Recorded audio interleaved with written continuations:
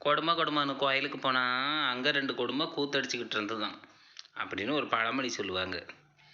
இந்த பக்கத்தில் இருக்கிறவங்க மெதுவாக என்கிட்ட சொன்னாங்க, வெளியில் கடைக்கு போனால் எனக்கு கொஞ்சம் தர்ப்பப்புல் வைங்க தங்கன்னு சொன்னாங்க. அப்போ நான் தர்ப்பப்புல் எதுக்கு அப்படின்னு நான் கேட்டேன்.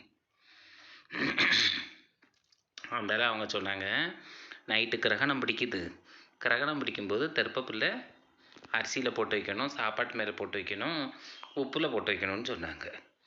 நான் அதெல்லாம் கேட்டேன், சரி நீங்கள் எங்கே போட்டு வச்சுருவீங்க? ஓகே, தர்ப்பப்புல் எல்லாத்தையும் போட்டு வச்சுருவீங்க, கெட்டு போயிடக்கூடாதுன்னுட்டு.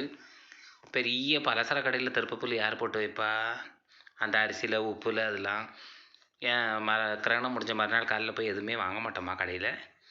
வாங்கத்தானே செய்வோம். வாங்கும்போது அதில் எந்த ஒரு கதிர்வீச்சும் ஆயிருக்காதா? இந்த மாதிரி ஒரு அனாவசியமான விஷயங்கள் தேவையே கிடையாதுங்க. கிரகணம் அப்படிங்கிறது எப்படின்னா, பொதுவாக கிரகணம் அப்படிங்கிறது அது நம்ம சந்திர பகவானோட நேர்கோட்டில் வரும்போது அது ஒரு சில அனாவசியங்கள் நடக்கிறனால அவர் அந்த இயற்கையான ஒரு வெளிச்சத்தில் காட்டி கொடுக்க முடியாது அவருக்கு. இதுதான் நடக்குது. அதனால் அதில் ஒரு பெரிய ஒரு மந்திரமோ மாந்திரிகமோ அதில் செய்யலை.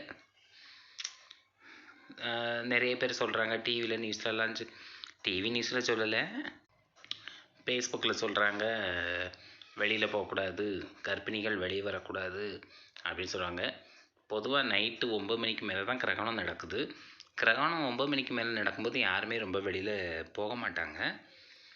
9 மணிலேருந்து நைட்டு 1 மணி வரைக்கும் கிரகணம் இருக்குதுன்னு சொல்லியிருக்காங்க. அந்த டைமில் யாருமே வெளியே போகிறதில்ல.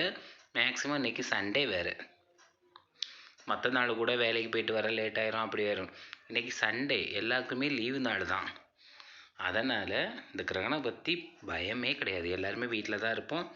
9 மணிக்கு சாப்பிடுங்க, 9 மணிக்கு முன்னாடி சாப்பிட்ருங்க. ஏன்னா கிரகண டைமில் சாப்பிடுன்னா 9 மணிக்கு முன்னாடி சாப்பிடுங்க. சாப்பிட்டுட்டு பேசாட்டி வீட்டில் இருங்க, அதுதான் பிரச்சனை இல்லை.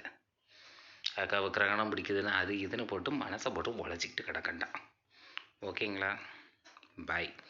பிடிச்சிருந்தால் லைக் கொடுங்க, கமெண்ட்ஸ் பண்ணுங்கள். ஓகே, சேனலை சப்ஸ்கிரைப் பண்ண மறந்துடாதீங்க.